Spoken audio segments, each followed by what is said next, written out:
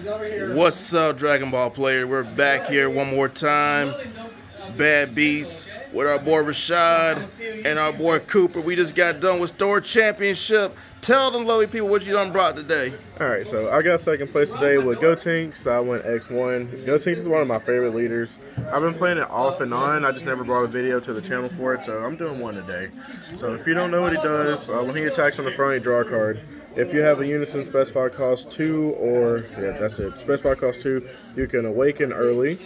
And if you do that, you take life until you go down to 6. You untap 1, draw 1, or when you're at 4 life, you untap 1, draw 1. Flip him. His permanent, your opponent's leader can't attack your battle cards. You can pay a green and either just take a marker off the unison, or you can discard a card and make 2 ghost tokens, 15k in rest mode. And then obviously draw when he attacks. Interesting. So on to the deck. I only played 4 unisons this time. The last time I played the deck, I played 6. What made you decide to go down from 6 to 4? Because you really, honestly, usually see them enough to where you can play other stuff. Because I had like a little bit of, I played some new set 14 stuff in my deck, and I needed some space because I never played above 50 cards. So this unison, he has an auto. Once per turn, when you activate a union skill, you draw. +2, give all your battle cards advantage. -7, look at your opponent's life, place 1 in the drop, and then discard 3. That's all he does. Tell people how clutch that -7 is. Okay, so people today just did not read my unison, and they just wanted to keep swinging leader. And I think I got gamed like 2 or 3 times today with -7 in my unison. Like, they go down to 1 life, and I'd be like, okay, I'm gonna put a unison under him and -7 for game, and that's when they would read it. You know, when it's too late. But yeah, people just read your opponent's stuff if you don't know what it does, because you never know. Like, people literally lost games for not reading today. It's a sad Sam. Yeah. Then, of course, we play Goku. So what he does when he's played, you add a 6 or below union card to your hand. Activate main, pay a green, place them in the drop, reveal a union card in your hand, and add the fusion pieces to your hand. So that's all he does. And then, of course, the fusions that we're going to add is the Grim Reaper of Justice. That's that bad boy right there. One of my favorite cards in this game. So he's got Deflect, which is like huge in this meta right now. Pain's blue. Yeah. So he won't get God Sealed or you got -15 by Yamcha or anything like that. He's got dual attack. Well, when you union fusion with him, you draw 2 cards, and then you can KO one of your opponent's battle cards. It doesn't ignore barrier, unfortunately, but he replaces the fusion pieces, and then with your unison, you will draw. So it'll replace all 3 of the cards you use. So it's like you don't really minus, and you produce a 25k dual attack. And then the last piece I play is the one with barrier removal. So you can EX evolve on top of the Gotenks 3 or 6 for 2 energy, or you can union fusion into him for 3. If you union into him, you draw. And if you just evolve him, you get the auto, which is when he's played, you take 2 markers off your opponent's unison, you kill one of their cards, ignoring barrier, and I believe that's it. He might draw a card when he's his auto. I don't see nothing about that draw, dog. No, there's one on the Union Fusion draw card. Yeah. Okay, so it is when you union draw. Yeah. So that's all the fusions. And then the fusion pieces. Those guys, both names, you can't just use him. I've seen a couple questions coming up lately in the discussion group where people ask if you can use these kind of cards for both. You can't use just him, he's just either name. And then you can pay a green to crit a life to play him. So it's a self-awakener. I use it to awaken myself quite a few times a day. And then you swing with him, and then you do his activate main. You put him back in your hand, and you look at the top 5 for a unison or a Gotenks card. So if you miss your unison, that's the easy way to get it. Tell people where they can find this card at.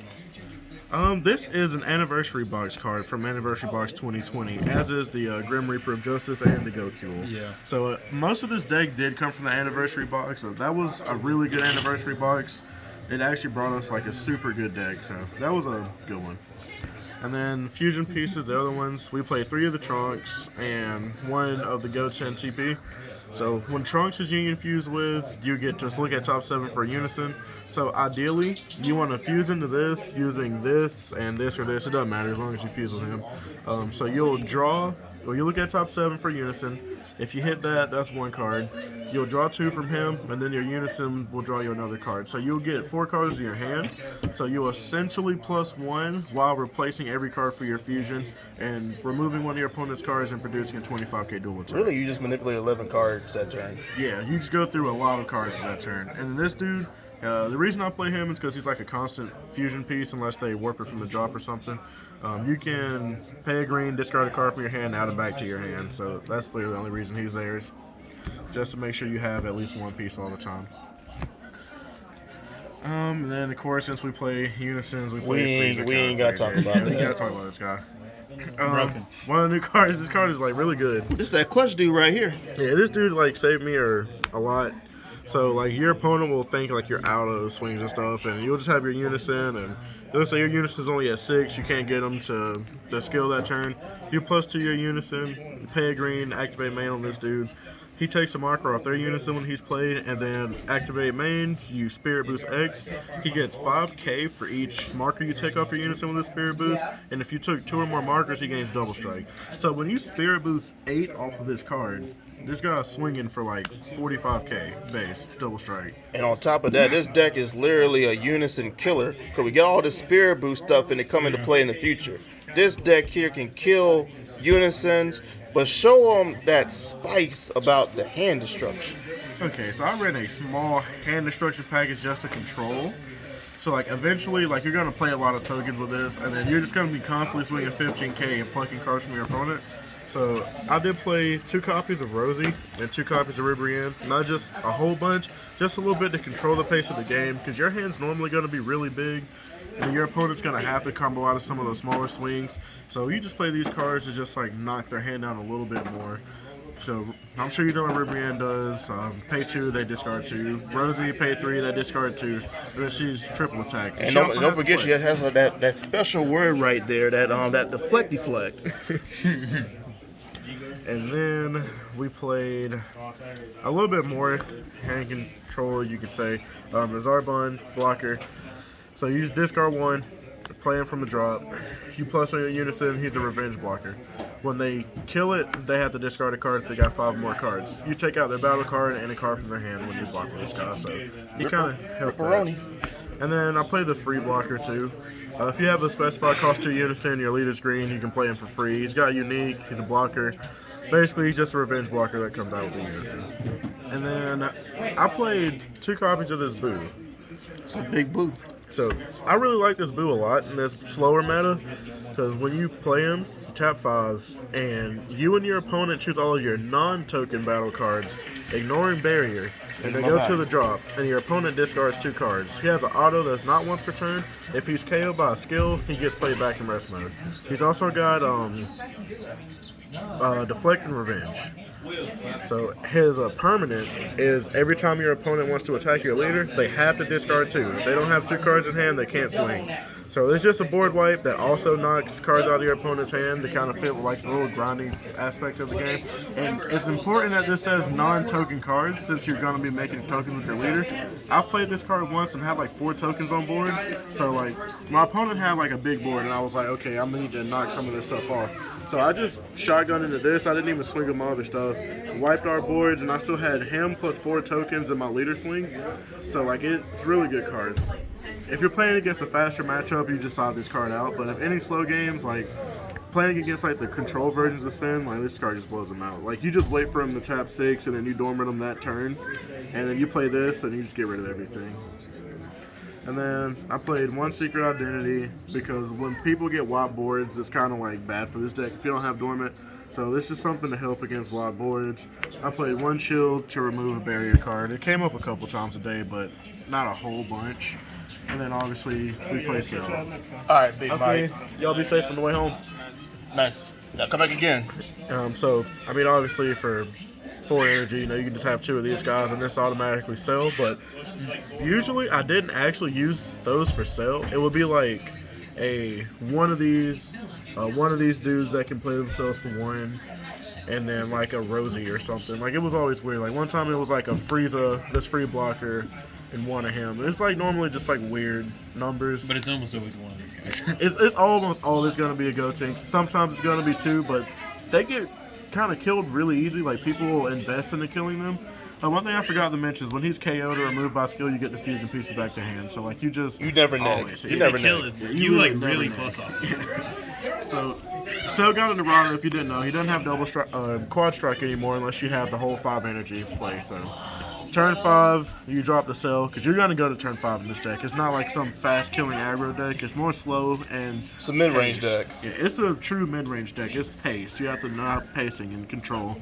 So... Use Successor for free by sacking 12 energy worth of cards that are green, yellow, or green and yellow. If you got 5 more energy, you randomly pick 3 cards from your opponent's hand. He gets dual attack and quad strike. So it's the big game ender. Tell them about the play you can make as well, because you don't use any energy for Successor. You can rip 3 and have him rip 2 more with Ripperyan, right? Okay, so the last play I did on the last turn of the Store Champ today was I used my -7 on this Unison. That took 3 cards from their hand, took a life down. I tapped 3 for Rosie. Took 2 cards out of their hand with Rosie. I had a Gotenks on the board from the last turn, and then I crit a life to play this dude. And so with that makes it 12.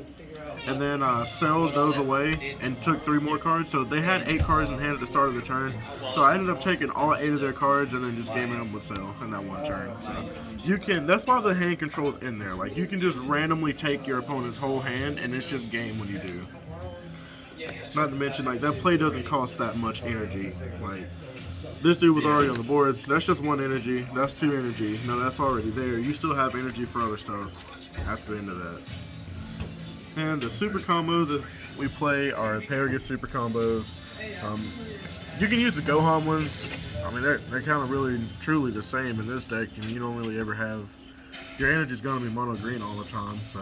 I just like Paragus more because if you have no cards in your hand at all, you can still Paragus and possibly get another Paragus. You can just warp the second card, but if you only have 1 super combo and use the other one, then you just can't super combo, so we use that one. And then the last negates we play. Are good? I think it's better in this deck because most of the stuff is 5Ks. Like, if you had more 10Ks, I think playing the other one would be better, but in this case, Paragus is definitely better. And we play 4 Dormant, 2 Homicidal Clones. So, I played the Homicidal Clones for, I don't know, honestly. I used this card once the whole day. People just didn't swing at my Unison because they didn't read it. So, like, this was really here just to protect my Unison so I could -7 it. But, like, when I realized that nobody was just going to attack it, I was like, okay, I'm just going to side these out for other cards. And then, obviously, you play Dormant to kind of control the pace of the game. You know, you just, like, Dormant, discard a Rib. Next turn, take 2 with Rib, or Dormant, discard this, and you just play this back. Like, Dormant, discard this, and then you just add it back to your hand. So, like, your Dormants don't really neg you, really. It's like, you're going to get something out of your Dormant 9 times out of 10 in this deck. This is pretty much a high-value deck right here. It is. It's literally, how can I outvalue my opponent deck is all Gotenks is. But I think it's a really good deck. It's really fun to play. And I've been playing it for a while. I just decided to play it today instead of Majin Buu, which I was going to play Buu because I think that's a really fun deck too. But we'll do a video on that later. But this was my Gotenks list. I wish this card came in full because it doesn't match anything else. And we'll see y'all in the next one. Got any shout-outs and things you want to tell the people? I got to give a shout-out to Will at Eternity's Portal here in Bainbridge, Georgia. What's up?